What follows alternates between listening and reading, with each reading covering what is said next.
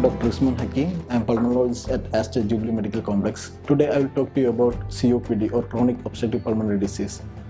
It's a chronic disease, a progressive disease, which is quite common. The most common cause for COPD is cigarette smoking. Smoking other forms like pipes, cigars and shisha or even passive smoking can also lead on to COPD. Chronic exposure to air pollution, still workplaces, chemical fumes, dust can also lead on to COPD.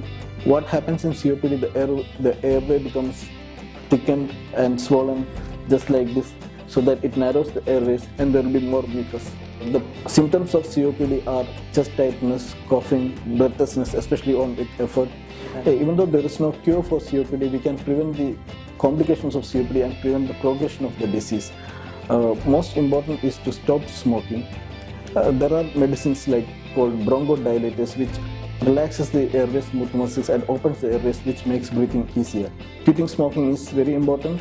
Vaccinations are very important because viral infections and bacterial infections can lead on to increase the severity of the disease. To prevent this, yearly vaccination of flu and bacterial vaccination for pneumococcal is important.